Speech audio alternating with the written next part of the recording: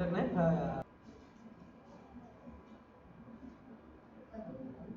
Hello student, आप लोग को बहुत दिन से साइंस का वीडियो 2-3 दिन से नहीं मिल रहा था, किसी कारणवश से हम घर पे नहीं थे, इस वजह से। तो आप लोग आज से डेली आप लोग को साइंस के वीडियो, हर क्लास के वीडियो, सब्जेक्ट का, आपका क्लास का हर सब्जेक्ट का टाइम पर वीडियो मिलने लगेंगे आप लोगों को। और उसके बाद बहुत जल्द लाइव क्लास भी स्टार्ट होने वाला है आप लोगों को। वेबसाइट भी बन जाएंगे अगले मंथ, नेक्स्ट मंथ में आप लोगों के लिए। तो वहाँ पे ही डायरेक्ट आप लोगों को वेबसाइट पर ही टेस्ट देना है, और जितने स्टूडेंट टेस्ट देंगे डायरेक्ट आपका समय जब खत्म हो जाएगा लाइव चलेंगे, और उसके बाद रैंक आपका ऑटोमेटिक दिखा दिया जाएगा, आपका कितना नंबर आया, कितना क्वेश्चन गलत है, कितना सही है, आप डायरेक्ट चेक कर सकते हैं वेबसाइट पर जाकर नेक्स्ट मंथ से, अगले मंथ से आप लोग। चलिए क्वेश्चन नंबर हम आप लोग को साइंस में पढ़ा दिया गया था कहाँ तक। तो साइंस में हम लोग चल रहे थे पिछली क्लास में हम लोग ने यहाँ तक पढ़ चुका थे, परिवर्तित दिश धारा के बारे में जान चुके थे। आज उससे आगे हम लोग पढ़ेंगे, आज उससे आगे देखेंगे।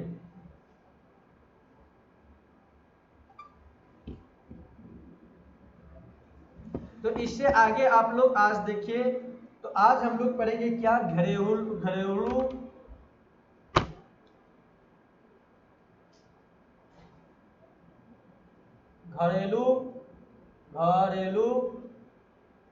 वायरिंग की संरचना कैसे होते हैं। जो घर में यूज किया जाता है ना वायरिंग, उसकी संरचना कैसे की जाती है, की संरचना। तो घरेलू वायरिंग की संरचना के बारे में हम लोग देखेंगे, किस तरह से किया जाता है घरेलू वायरिंग की संरचना। तो ध्यान से देखिएगा, पावर हाउस या पावर स्टेशन ट्रांसफर की सहायता से विद्युत को खंभे पर लगे तंबों को दो मोटे मोटे तारों से, आप लोग देखते होंगे कि पावर हाउस या पावर स्टेशन से कहाँ ट्रांसफर की सहायता से, ट्रांसफार्मर की सहायता से कहाँ पर लाया जाता है, विद्युत के खंभे पर लगे तांबे लगे रहते हैं, तांबे के दो मोटे मोटे तार लगे रहते हैं, द्वारा घर तक पहुंचाया जाता है। इनमें से एक होता है विद्युतमान तार, जो से लाइव जीवित तार कहते हैं, लाइव तार, लाइव वायर, इंग्लिश में लाइव वायर, हिंदी में आप लोग जीवित तार या विद्युतमन्य तार कह सकते हैं। होता है जो समांतर लाल रंग का होते हैं। किस रंग का होता है, लाल रंग के होते हैं आपका, और ये लाल रंग के होते हैं जो विद्युत रोधी पदार्थ से ढका हुआ था, और उसे ढक दिया जाता है किस पदार्थ से, विद्युत रोधी पदार्थ से ढक दिया जाता है। और विद्युत आपूर्ति परिवर्तित धारा के लिए 220 वोल्ट एवं 50 हर्ट्ज, कितने वोल्ट पे, 220 वोल्ट एवं 50 वोल्ट, 220 वोल्ट एवं 50 हर्ट्ज पर इसके द्वारा प्रवाहित होते हैं। यानी घरेलू वायरिंग संरचना के लिए सबसे पहले पावर हाउस, क्या क्या होता है, पावर हाउस। मान लीजिए ये आपका क्या है, पावर हाउस, ये आपका पावर हाउस हुआ, पावर हाउस या पावर स्टेशन भी कह सकते हैं। यहां से आपका एक लाइन जाती है, यहां किसमें, ट्रांसफार्मर में जाती है, ट्रांसफार्मर में। पावर हाउस से कहां गई लाइन, ट्रांसफार्मर में गई, ट्रांसफार्मर में गई लाइन, ये आपका ट्रांसफार्मर हो गया, ट्रांसफार्मर, ट्रांसफार्मर, ट्रांसफार्मर में गई लाइन। और ट्रांसफार्मर से दो तार निकलते, कितने तार निकलते हैं, दो तार निकलते, एक लाल रंग के तार आप लोगों को निकलता है, एक लाल रंग की तार, एक तार आपका काला रंग का होता है, काला रंग का तार होता है, एक आपका तार हरा रंग का होता है, किस रंग का, हरा रंग का होता है। तो तीन तार आप लोगों को याद रखिएगा। अब देखिए तीनों तार का कुछ ना कुछ नाम है, लाल तार, हरा, काला तार, हरा तार। लाल तार को क्या कहा जाता है, तो लाल तार को आप लोग याद रखिएगा विद्युतमन्य तार कहा जाता है, विद्युत मन्य तार या जीवित तार कह सकते हैं, इसमें लाइन जीवित तार, या आप क्या कह सकते हैं, जीवित तार, लाइव हुआ है, ठीक ना। अब देखिए दूसरा आपका होता है उदासीन, काला वाला तार आपका कैसा होता है, उदासीन तार, काला वाला तार आपका कैसा होता है, उदासीन तार, काला वाला तार उदासीन। और आपका काला तार, हरा तार क्या होता है? भू तार होता है। हरा कैसा होता है? भू तार। हरा कैसा होता है? भू तार होता है। हरा कैसा तार होता है? भू तार होता है। हरा कैसा तार? भू तार होता है बाबू। हरा कैसा तार? भू तार। काला कैसा तार? उदासीन तार। लाल कैसा तार? जीवित तार या विद्युत मन्य तार होते हैं। अब देखिए, सबसे पहले बात हम लोग करें चर्चा, तो आप लोग यहाँ पे ध्यान से देखिएगा कि जो लाइन जो आपको प्रतिवर्ती लाल रंग के तार, विद्युत मन्य तार किस रंग का होता है पूछा जाए तो आपसे। विद्युत मन्य तार किस रंग का? विद्युत मन्य तार तो लाल रंग का। कैसा? लाल रंग का। कितने वोल्ट पर? तो 220 वोल्ट पे। कितने वोल्ट पर? 220 वोल्ट पर।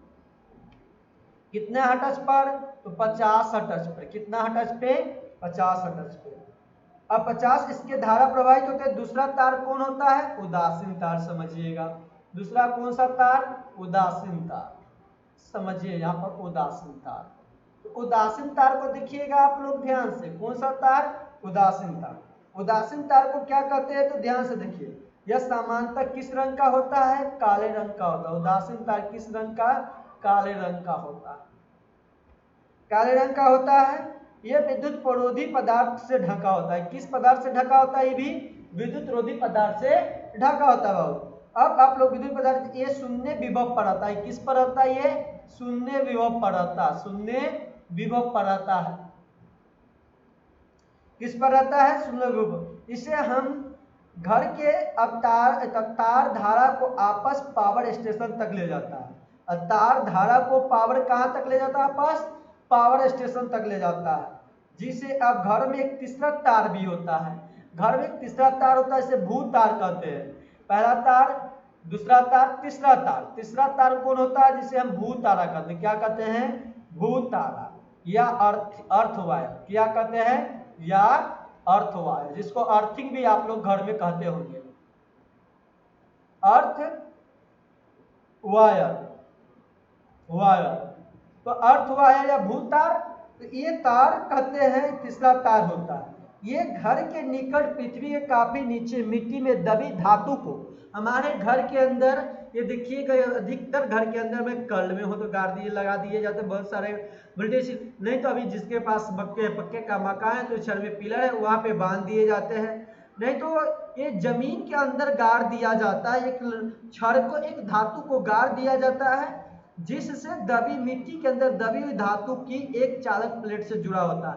और धरती के अंदर एक चालक प्लेट से दबी हुई धातु से क्या होता है? जुड़ा होता है, जिसे भू तार सुरक्षा की दृष्टि से लगा होता है। आज किस दृष्टि से लगा होता है? ये सुरक्षा की दृष्टि से लगा होता है। ये सप्लाई आपूर्ति किसी प्रकार को ये प्रभावित नहीं करते हैं। घर में प्रायः दो अलग अलग परिपथ बनाए जाते हैं। हमारे घर में प्रायः कितने परिपथ बनाए जाते हैं? तो घर में प्रायः, याद रखिएगा, घर में प्रायः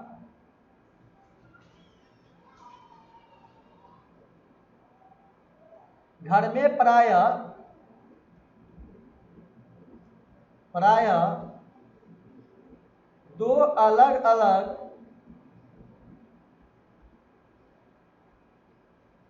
अलग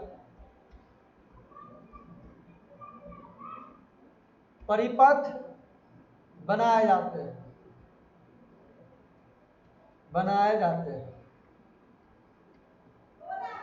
हाँ, बनाए जाते हैं।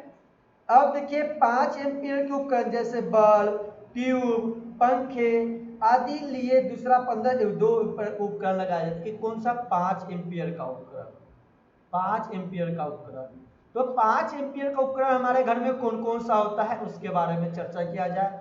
तो 5 एम्पीयर का उपकरण हमारे घर में कौन सा होता है? बल्ब होते हैं, ट्यूब होता है, क्या होता है? ट्यूब का बल्ब, जो ट्यूबलाइट होते हैं, ट्यूबलाइट, पंखे, ये सब का 5 एम्पीयर का होते हैं। कितने एम्पीयर का? 5 एम्पीयर आदि। कौन कौन सा? पंखा, बल्ब, ट्यूब आपका। अब देखिए 15 एम्पीयर का उपकरण कौन सा हो जाएगा? 15 एम्पीयर का उपकरण आप लोग ध्यान रखिएगा ध्यान से। तो 15 एम्पीयर का उपकरण आपका हो जाएगा हीटर। क्या हो जाएगा? हीटर। रेफ्रिजरेटर, रेफ्रिजरेटर, ये आदि के लिए आपको लगाया जाता है 15 एम्पीयर का उपकरण। अब प्रत्येक विद्युत में याद रखिएगा आप लोग एक बात को कि प्रत्येक परिपथ में विद्युत उपकरण विद्युमन्य तथा उदासीन तार के बीच समांतर क्रम में जुड़े रहते हैं। क्या बात में याद रखना आप लोग को, जो विद्युत मन्य तार होते हैं, उदासीन तार आपको समांतर क्रम में एक दूसरे को दम समांतर क्रम में पैरेलल क्रम में जुड़े रहते हैं। किस क्रम में? पैरेलल क्रम में जुड़े रहते हैं। इस बात को ध्यान रखिएगा, किस क्रम में? पैरेलल क्रम में जुड़े रहते हैं।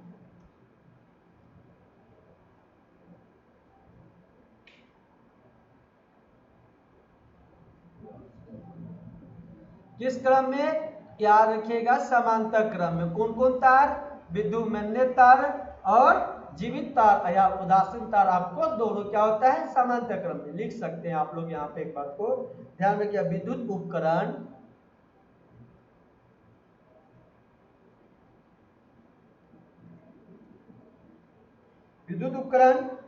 विद्युतमन्य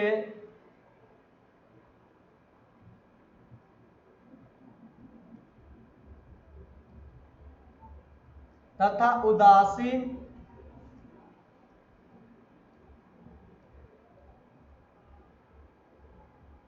तारों के बीच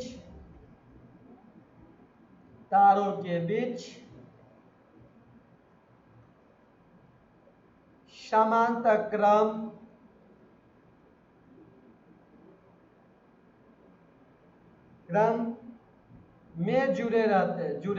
में जुड़े होते हैं। समांतर क्रम, तो विद्युत उपकरण विद्युतमन्य तथा उदासीन तारों के बीच किस क्रम में? समांतर क्रम में जुड़े रहते हैं। अब देखिए, प्रत्येक उपकरण के धारा प्रवाह को संचालित करने के लिए अलग अलग स्विच भी लगे रहते हैं। प्रत्येक तरह के उपकरण हमारे घर में रहते हैं। हर उपकरण को धारा को चालू करने के लिए, संचालित करने के लिए, धारा को प्रवाह को लिए हमारे घर में अलग अलग प्रकार अलग अलग स्विच भी रहते हैं। स्विच हमेशा विद्युतमन्य तार में जोड़ा जाता है। स्विच को हमेशा किस तार से जोड़ा जाता है? तो विद्युतमन्य तार से जोड़ा जाता है। ऐसे वायरिंग का मुख्य लाभ क्या होता है? तो यदि एक परिपथ में कोई स्विच बंद हो तो अन्य उपकरण का परिपथ इसका कोई प्रभाव नहीं पड़ता, इसलिए जोड़ा जाता है विद्युतमन्य तार को। प्रत्येक स्विच से जोड़ने का स्विच का हमेशा विद्युतमन्य तार से जोड़ा जाता है, इसलिए क्योंकि एक स्विच को बंद भी कर दिया जाए तो दूसरे स्विच का प्रवाह बंद न हो, इसलिए जोड़े जाते हैं उस तरह से। अब देखिए, यदि कोई एक स्विच बंद हो तो अन्य उपकरण परिपथ में कोई प्रभाव नहीं पड़ेगा आपका। इसके अलावा यदि यह परिपथ से जुड़े सभी उपकरण को समान वोल्टता प्रदान भी करता है, और सभी उपकरण को क्या करता है? एक समान उपकरण को वोल्टता प्रदान करता है। विद्युत परिपथ में लगे तारों का चयन इस प्रकार किया जाता है, याद रखिएगा, कि उनमें किसी भी निश्चित परिणाम की धारा बिना किसी हानि का प्रवाहित हो सके। यदि परिपथ में उससे अधिक धारा प्रवाहित होगी तो तार बहुत अधिक गर्म हो सकता है। यदि परिपथ में अधिक धारा गर्म होती है बहुत अधिक, तो उसमें आग भी लग सकती है। अधिक गर्म हो जाने से क्या हो जाता है? उसमें बहुत अधिक गर्म हो जाएगी, धारा प्रवाहित होगी तो तार बहुत अधिक गर्म होगी। जब तार बहुत अधिक गर्म होगी आपका, तो क्या हो जाएगा? इसमें आग लग सकती है। किसी परिपथ में धारा का परिमाण उनमें लगे उपकरण की शक्ति पर निर्भर करता है, उनमें जो लगा हुआ उपकरण पे निर्भर करता है। विभिन्न विद्युत उपकरणों की शक्ति भिन्न भिन्न होती है तथा इन्हें सुचारू रूप से कार्य करने के लिए विभवांतर वोल्टता को धारा की आवश्यकता होती है। उदाहरण के लिए एक 2000 वाट का हीटर प्रति लगभग 25 ओम, एक 100 वाट के बल्ब प्रतिरोध लगभग 500 ओम होता है। यदि 200 वोल्ट की वोल्टता हो तो ओम के नियम के हीटर द्वारा ली गई धारा का परिणाम क्या हो जाता है? 220 वोल्ट बटे 25 ओम कर दीजिएगा और 220 बटे 500 ओम, तो आप लोग का आंसर आ जाएंगे काटकर। इसलिए ध्रुव वायरिंग में परिपथ में इस्तेमाल होने वाले स्विच तथा सॉकेट आदि जुड़े उपकरण की शक्ति पर निर्भर करते हैं। किस पर निर्भर करता है? आपका उपकरण की शक्ति पर निर्भर करता है। याद रखिएगा, 15 एम्पीयर के मेंस के परिपथ में उपयोग में आने वाले तार स्विच के आदि गुरुत्वा, 5 एम्पीयर के मेंस के परिपथ में उपयोग में आने वाले तार स्विच आदि के गुरुत्वा से क्या होते हैं? अच्छी होती है। क्या होती है? अधिक अच्छी होती है।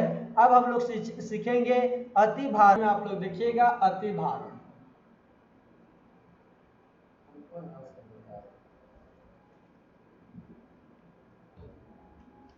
अति भारण लघु पतन। अति भारण क्या होता है? अति भारण के बारे में आप लोग समझिएगा सबसे पहले कि विद्युत परिपथ में इस्तेमाल होने वाला तारों का चयन किया जाता है। उनमें से प्रवाहित होने वाली धारा का परिणाम का महत्तम मान पर निर्भर रखता है। जिस तार को आप चयन करते हैं उनमें से प्रवाहित होने वाली धारा क्या होता है, उसकी मान को एक परिमाण का जो होता है उसका महत्तम प्रवाहित क्या होता है, मान पर निर्भर रहता है। जो परिणाम हो सके उसका महत्तम पर निर्भर रहता है, मान पर निर्भर रहता है। यदि उपकरण की कुल शक्ति इस स्वीकृत सीमा से बढ़ जाती है तो उपकरण की आवश्यकता से अधिक धारा खींचते हैं तो इसे अति भारण कहा जाता है। क्या कहा जाता है? अति भारण कहा जाता है। कहने की मतलब अति भारण क्या है आपसे पूछा जाए तो आप लोग लिख सकते हैं अति भारण के बारे में कि अति भारण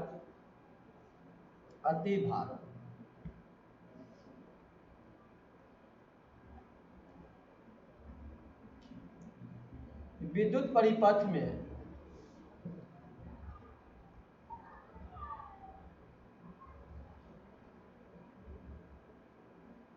इस्तेमाल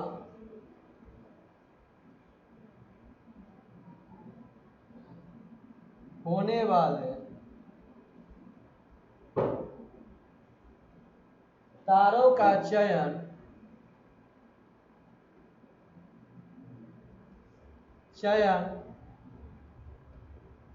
उनमें प्रवाहित होने वाली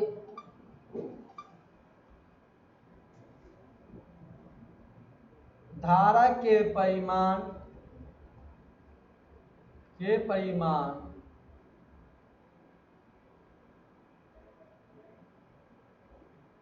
के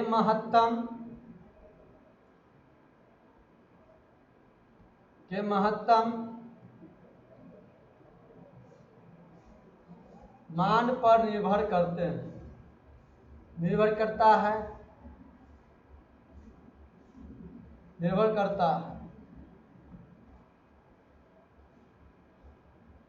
यदि उपकरण की कुल शक्ति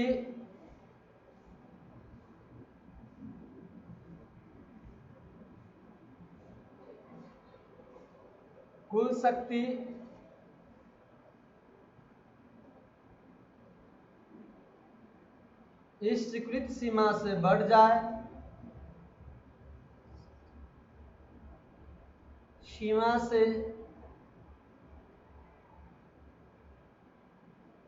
बढ़ जाती है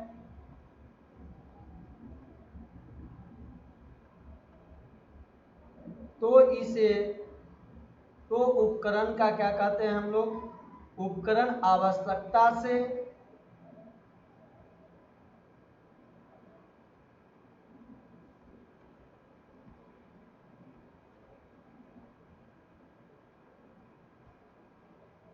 आवश्यकता से अधिक तार खींचते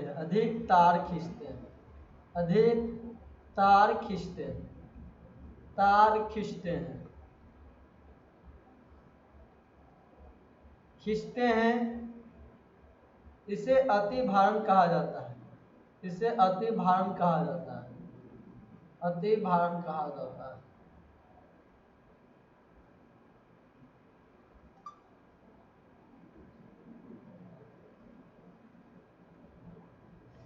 तो समझ आ चुका है कि विद्युत परिपथ में जो इस्तेमाल होने वाला तार का चयन अब उनमें प्रवाहित में धारा के परिणाम का महत्व मान पर निर्भर करता है।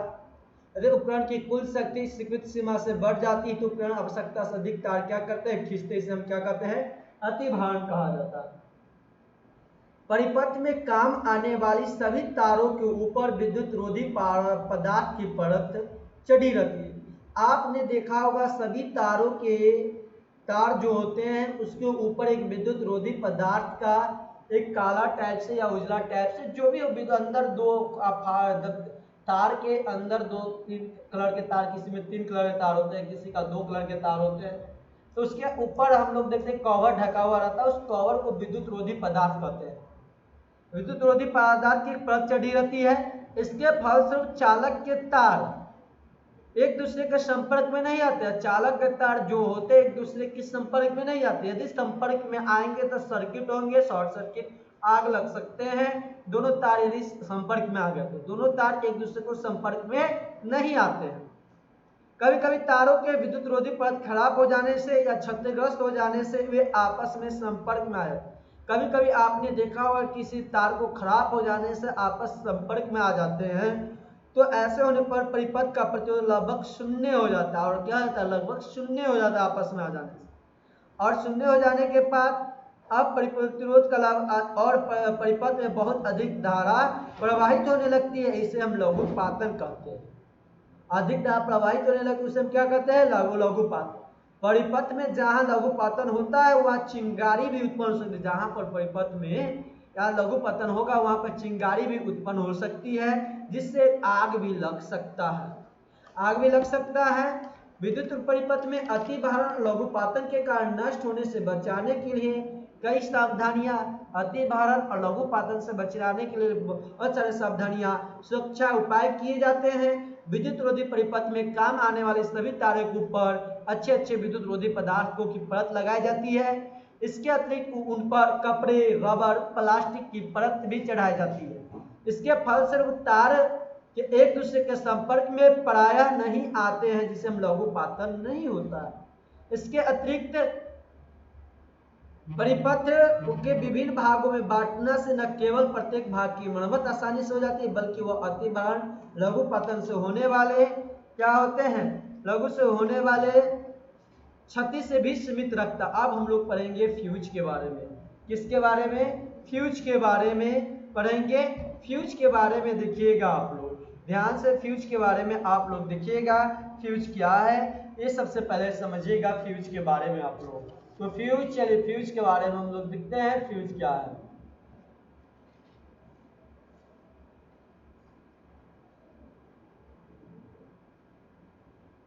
फ्यूज, फ्यूज के बारे में समझो। देखिए फ्यूज बिजली के फ्यूज या विद्युत के फ्यूज आपके विद्युत परिपथ के बचाव के लिए सबसे आवश्यक सुरक्षा युक्त युक्ति है। आप सबसे अच्छा युक्ति समझे आपके विद्युत परिपथ से या बिजली के विद्युत फ्यूज से बचाने के लिए सबसे अच्छा सुरक्षा युक्त आपका क्या युक्ति है, तो फ्यूज है। क्या है, फ्यूज है। फ्यूज एक ऐसा तार का टुकड़ा होता है जिसके पदार्थ की प्रयोज्यता बहुत अधिक होती है, उसका गलनांक बहुत होता है, कम होता है। तो फ्यूज एक ऐसा पदार्थ है, फ्यूज ऐसे तार का एक टुकड़ा, तार का एक टुकड़ा होता है जिसके पदार्थ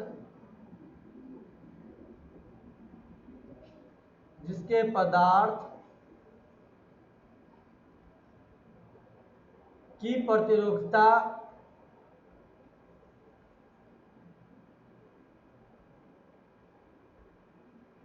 प्रतिरोधकता बहुत अधिक होती है, बहुत अधिक होती है।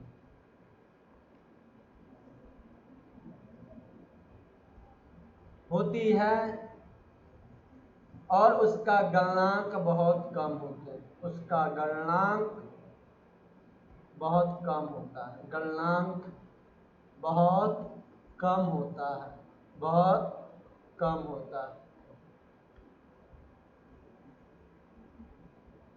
गलनांक बहुत कम होता है। तो फ्यूज एक ऐसा तार का एक टुकड़ा होता है जिसका पदार्थ की प्रयोज्यता बहुत अधिक होती है और उसका गलनांक बहुत कम होता है। जब परिपथ में अति भारण या लघुपतन के कारण या मेंस की वोल्टता का मान एक सीमा से अधिक बढ़ जाने के कारण बहुत अधिक धारा प्रवाहित होती है, तो धारा उत्पन्न ऊष्मा फ्यूज के तार को पिघला दिया जाता है। और फ्यूज के तार को क्या कर देता है, पिघला दिया जाता है। याद रखिएगा फ्यूज का तार आपका क्या हो जाता है, पिघला दिया। कभी कभी आप लोग के घर में भी यूज हो तो कभी कभी फ्यूज का तार उड़ जाता है। क्यों उड़ जाता है? या तो तार का बेस का लाइन बहुत अधिक बढ़ जाएंगे, या आपका जो समांतर लाइन होते हैं अति भारण हो जाएगा, या लघु पतन के कारण भी हो जाते हैं। अति भारण अत्यधिक लोड हो गया तो भी हो जाएंगे, लघु पतन हो रहा है तभी भी फ्यूज उड़ जाएंगे, या मेंस की लाइन से अधिक लाइन दे दिया गया तभी भी आपका फ्यूज उड़ जाएगा, खराब हो जाएंगे, गल जाएंगे। अब इसके फल जैसे ही पिघल जाएगा फ्यूज आपका, इसके फल से आपका परिपथ भंग हो जाता है और उसमें धारा प्रवाहित होना बंद हो जाता है। जैसे फ्यूज आपका गल गया, फ्यूज के तार का सम टूट गया, गल गया, पिघल गया, वैसे ही आपके घर में जो धारा प्रवाहित हो रही थी परिपथ में, वह परिपथ आपका क्या हो जाएगा? खत्म हो जाएगी, वह बंद हो जाएगा। फ्यूज सदा विद्युत मन्य तार के साथ श्रेणी क्रम में जोड़े जाते हैं। अब यहाँ पे एक बात को आप लोग लिखिएगा, फ्यूज सदैव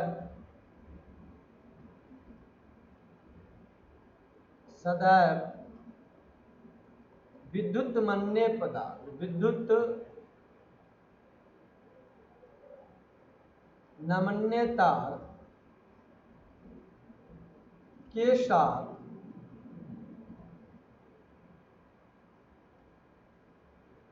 श्रेणी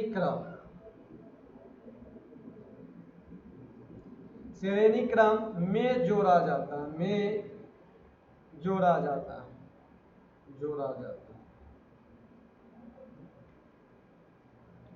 तो फ्यूज सदैव विद्युत मन्य तार के साथ किस में जोड़ा जाता है? श्रेणी क्रम में जोड़ा जाता है। अच्छे फ्यूज का तार शुद्ध टीन का बना होता है। अच्छे फ्यूज किसका बना होता है? आपका शुद्ध टीन का बना होता है।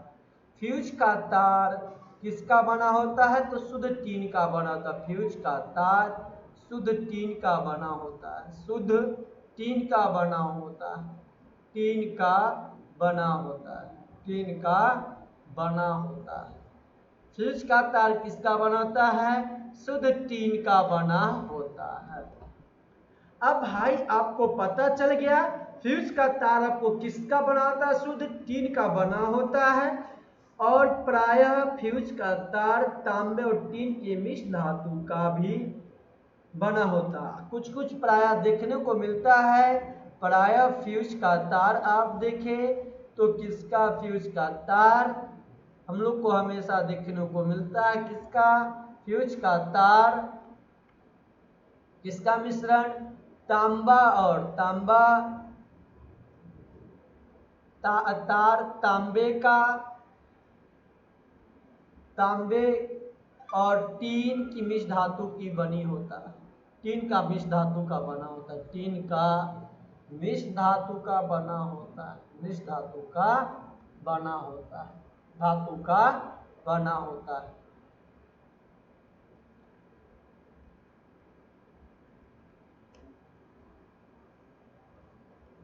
अब देखिए इसके बाद आप लोग ध्यान से यहाँ पे देखिएगा। अब हम लोग क्या करेंगे? तो यहाँ पे सबसे पहले आप लोग यहाँ तक समझ चुके होंगे। अब देखिए फ्यूज के तार की मोटाई और लंबाई अत्यधिक स्वीकृत धारा के परिणाम अर्थात अनुमानक पर निर्भर करती है। सही सुरक्षा के लिए सही मान का फ्यूज काम में लाना आवश्यक है। 15 एम्पियर के परिपथ में फ्यूज का तार मोटा होता है। 15 एम्पियर के परिपथ में फ्यूज का तार क्या होता है? मोटा होता है। और 15 एम्पियर के अनुमातंक का होता है। 5 एम्पियर के परिपथ में फ्यूज का तार पतला होता है और 5 एम्पियर के अनुमातक होता है। यानी 15 एम्पियर के फ्यूज के 15 एम्पियर के परिपथ में फ्यूज का तार मोटा होगा, 5 एम्पियर के परिपथ में फ्यूज का तार पतला होगा। इस बात को ध्यान रखिएगा। फ्यूज की अब यहाँ तक आप लोग को समझ चुके होंगे आप लोग। अब देखिए आज आप लोग इतना ही रहने दिया जाता है, कल इससे आगे आप लोग को बताए जाएंगे। कल हो सके तो आप लोग को ऑब्जेक्टिव क्वेश्चंस कराए जाएंगे कुछ पढ़ाकर, उसके बाद वीवीआई ऑब्जेक्टिव क्वेश्चन भी कराए जाएंगे आपका 40 क्वेश्चंस को, 40-50 क्वेश्चन जो आपके इंपॉर्टेंट होते हैं वो क्वेश्चंस आप लोगों को कराया जाएगा।